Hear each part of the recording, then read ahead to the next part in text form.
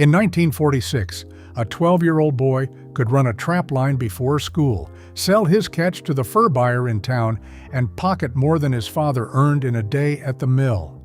Trapping wasn't a crime back then, it was a chore. But the methods that filled those stretchers would land you in front of a judge today. Number 12 on this list was so effective that 3 states rushed to outlaw it within a single decade. And number 3, game wardens still catch people doing it, and the fines start in the 4 figures. These 25 tricks built fortunes, fed families, and clothed a nation through the Depression and the war. Then the laws changed, the market crashed, and we were told to forget them. Hit subscribe. Let's count them down. Number 25, the toothed leg hold trap. Walk into any hardware store in 1942, and you could buy a steel trap with serrated jaws for less than $1, the kind that clamped down like a bear's mouth. Trappers swore by them for holding power, especially on coyotes and bobcats that could twist free of a smooth-jawed set. The teeth bit in and never let go. A man could order a dozen from the Sears catalog and have a working line by the weekend. But that holding power is exactly why they're gone. Today, toothed and serrated traps are outlawed in nearly every state in the country, and possessing one can carry a fine of several $100s. What once sat on a store shelf next to the nails is now contraband in most of America. Number 24, the dirt hole set. This was the bread and butter of the fox and coyote man. The set every old-timer taught his son first. You would dig a small hole at an angle into a bank, tuck a scrap of bait deep inside, and bury a concealed trap a few inches out front, so the animal stepped right onto the pan while reaching in. The genius was the staging. It mimicked a fox caching food, the most natural thing in the world to a passing predator. It cost nothing but a trowel and patience. The set itself is still legal in many places, but the traps that made it deadly and the careless way they were left for days on end run headlong into modern trap check laws. A 1940s trapper might let a line sit for a week. Do that today, and you are looking at a citation for every set. Number 23, poisoned predator baits. Here's one that makes modern trappers wince. Through the 1940s, ranchers and government hunters scattered baits laced with strychnine across the open range to wipe out coyotes, wolves, and anything else that threatened the stock. It was cheap, it required no trap line, and it was brutally effective. Whole valleys were cleared.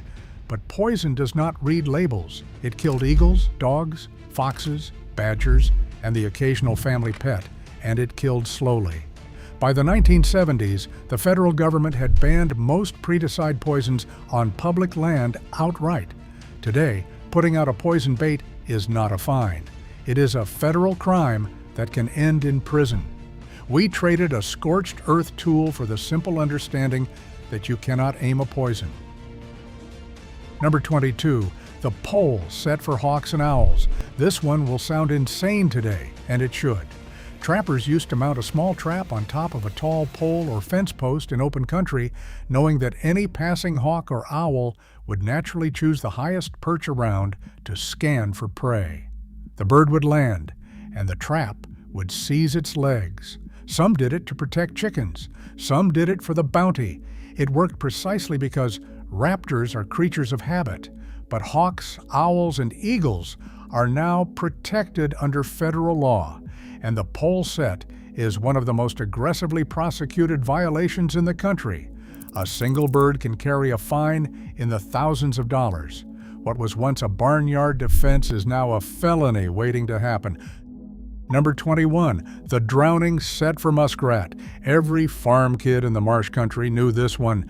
You would stake a trap in shallow water along a muskrat run, rigged so that once caught, the animal would dive for safety into deeper water and the weight would hold it under.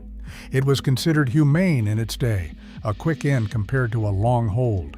A good marsh could yield dozens of rats a morning, and at 50 cents to $2 a pelt during the war, that was real money for a family stretching every dollar. Drowning sets are not gone everywhere, but they are heavily restricted now, banned outright in several states, and tangled in a web of rules about water depth, species, and trap type that the 1940s trapper never imagined. Number 20.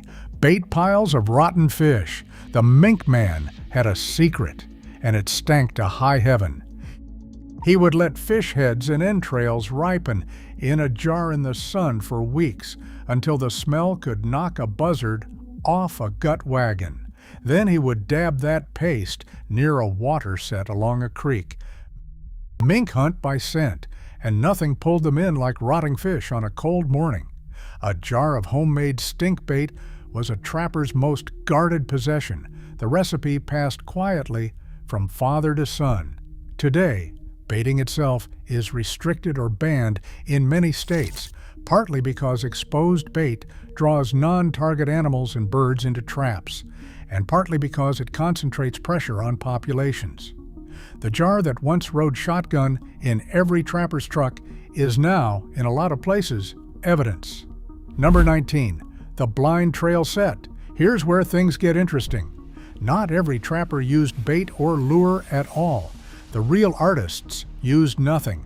They'd read a game trail the way you read a sentence, find the exact spot where a fox or coyote had to step, and bury a trap there with no scent, no hole, no attraction whatsoever. The animal caught itself simply by walking where it always walked. It took an eye that modern people have largely lost, the ability to see a week of animal traffic written in dust and bent grass. The blind set is still used, but the daily check requirements and trap restrictions now wrapped around it mean the patient, walk-it-once-a-week approach of the 1940s would get you ticketed fast. Number 18. Beaver castor lure. That little oily gland from a beaver, the castor sac, was worth its weight to a trapper. Dried, ground, and mixed into a tincture, it became the single most powerful beaver attractant ever discovered because beavers are fiercely territorial, and a stranger's scent drives them to investigate. A trapper would dab it on a stick above a water set and let the resident beaver's own instincts do the rest. Castor is still legal as a lure, but here's the catch nobody mentions. Beavers are now tightly managed almost everywhere, with seasons, tags, and quotas, and the casual year-round beaver trapping of the 1940s, when a man dropped sets whenever the pelt was prime, would bury you in violations today. Number 17. The smokeout at the den. When a fox or skunk denned up under a barn or in a bank, the old method was direct. You would build a small smoky fire at one entrance and force the animal out the other, where a trap or a waiting dog finished the job. It cleared a problem den in an afternoon. It was also indiscriminate, suffocating kits, killing whatever else sheltered in that hole, and starting more than one accidental brush fire. Smoking out dens is now illegal across most of the country, classed alongside other methods that cannot distinguish target from bystander. The afternoon chore became, in the eyes of modern law, an act of cruelty. Number 16. The snare across the run. Controversy incoming. A snare was nothing but a loop of wire or cable hung in a trail anchored to a stake, designed to tighten as the animal pushed through. Cheap, light, silent. A trapper could carry 50 in a coat pocket and set a mile of creek in a morning.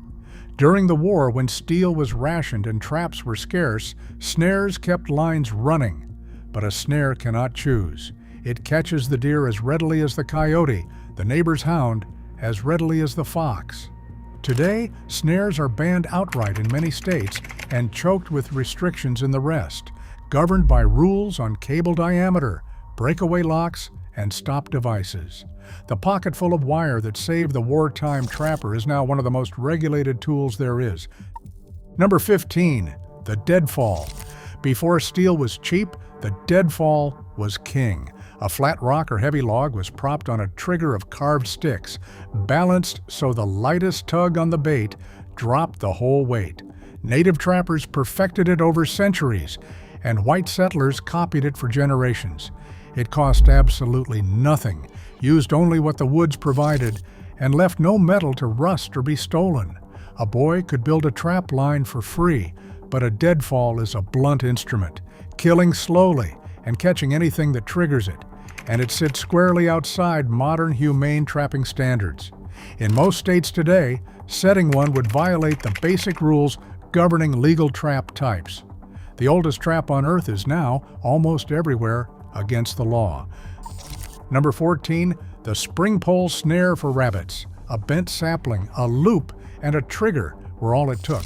The trapper would bend a young tree down, set a snare loop in a rabbit run, and rig it so that the disturbed trigger released the sapling, snatching the animal up off the ground in an instant.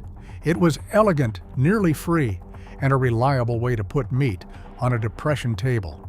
Farm boys ran whole lines of them through the fence rows, but the spring pole is now classed among the prohibited methods nearly everywhere, both for its indiscriminate catch and because checking dozens of scattered snares daily, as the law now requires, was never the point.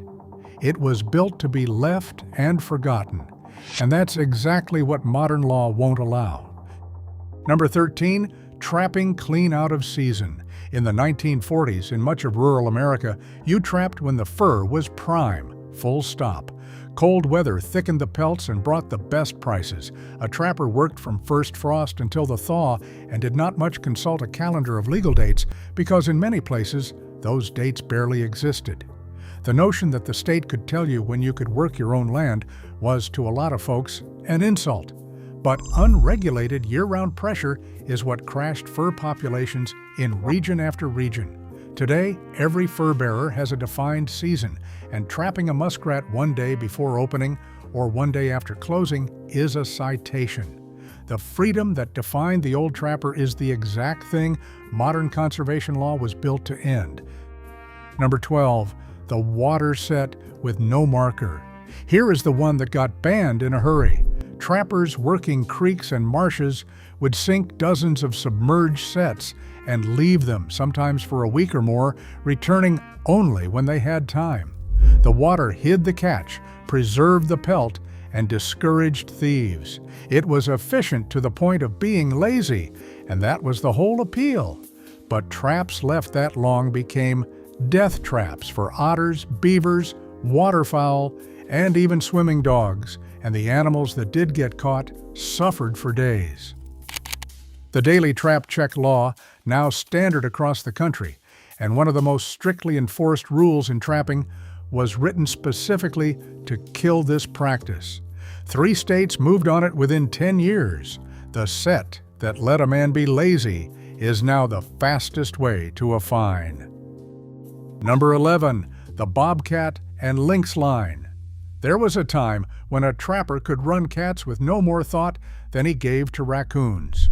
Bobcats brought a decent price, and lynx in the northern states brought more.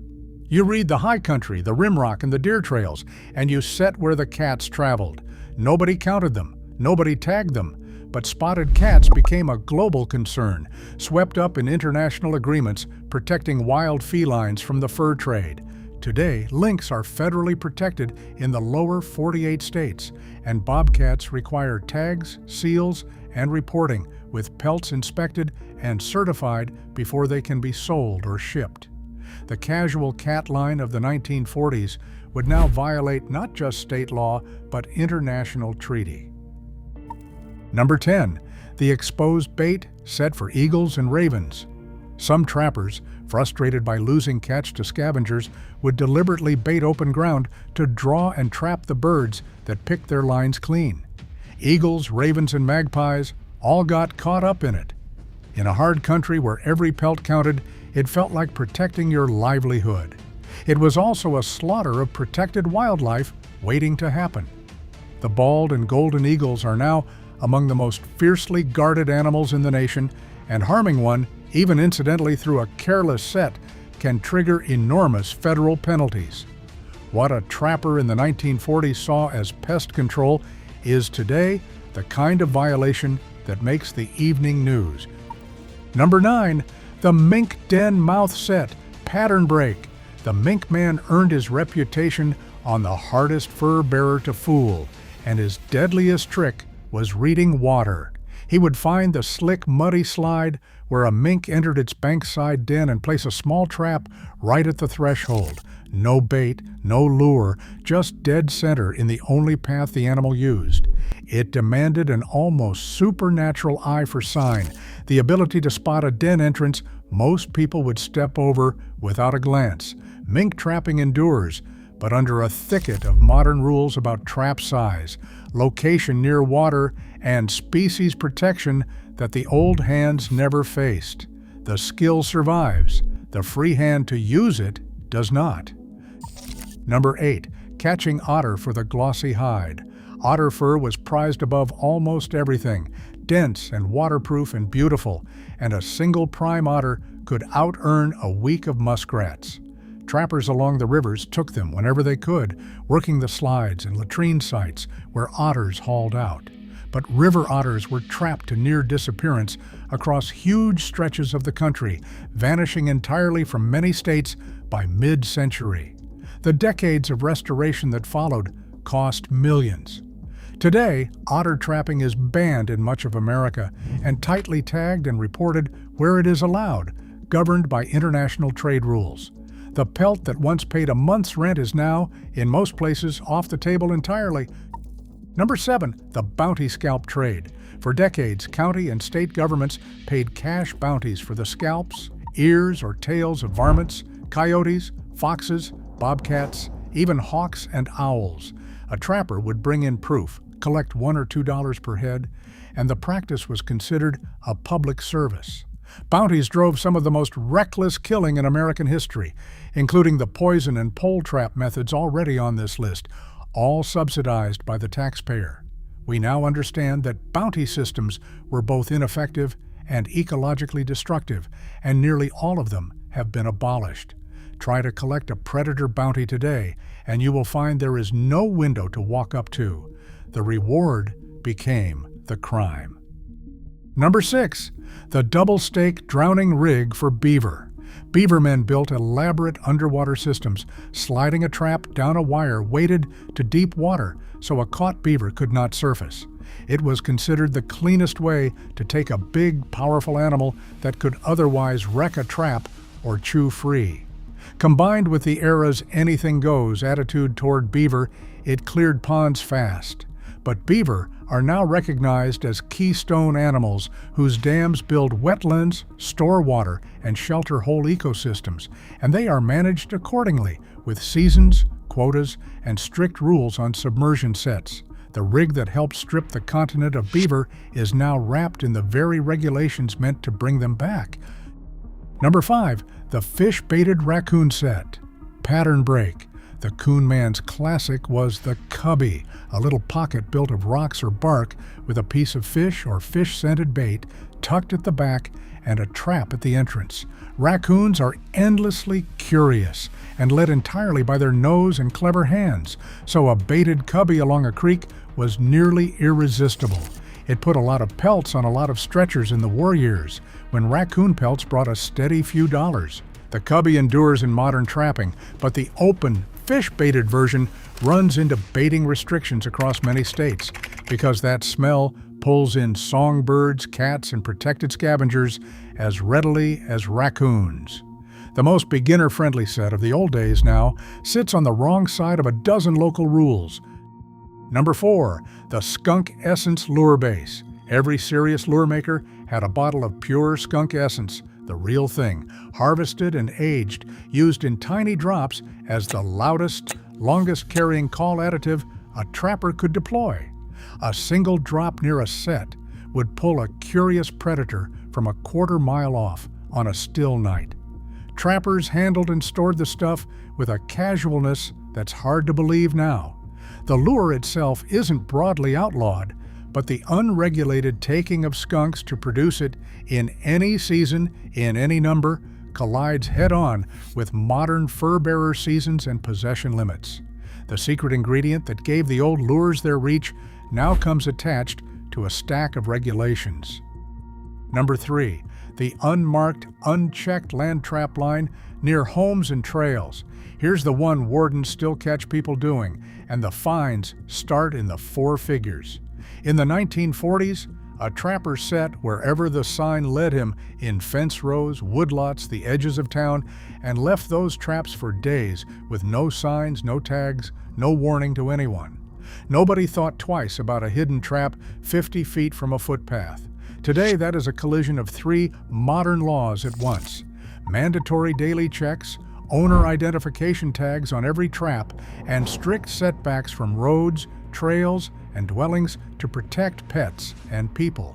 A single unmarked, unchecked trap near a public path can stack citations on top of each other. The freedom to set anywhere and forget it is precisely what modern law exists to prevent. Number 2, running the line before the law required a license. There was a stretch when a man, or a boy, could trap his region with nothing but his traps and his nerve, no license, no registration, no report of what he took. Trapping was a birthright in rural America, as natural as fishing the farm pond. That freedom is what makes the old stories feel like another world. But every state now requires a trapping license. Most require a hunter education or trapper education course, and many require detailed harvest reporting. Setting a single trap without that paperwork, no matter how skilled you are, is an immediate violation. The unlicensed boy with a coat full of traps, the very image of the 1940s trapper, would be breaking the law before he set the first stake. Number 1, selling raw fur to the buyer with no questions asked. This was the beating heart of the whole world, the moment it all paid off. The trapper hauled his stretched, dried pelts to the fur buyer in town, or shipped them off to the great houses like Funston or Sears, and walked out with cash, no tags, no species certification, no paper trail of any kind. A good winter's catch could buy a car. The buyer asked where you got it, sure, but he did not really want to know. That open, unregulated market is gone entirely. Today, furs from regulated species require tags and seals. Certain hides cannot legally cross state lines or international borders without permits, and selling protected or untagged fur is a serious offense. The handshake at the fur buyer's counter, the payoff that made all the cold mornings worth it, is the single biggest thing the law erased. These 25 tricks weren't villainy, they were a way of life, the way a hard country fed and clothed itself when there was no other way. Then the populations crashed, the science caught up, and the public decided some lines should not be crossed. The laws that fine you today exist because people learned what these methods cost. Which one surprised you most? Drop it in the comments and tell me if your grandfather ran a line because somebody did.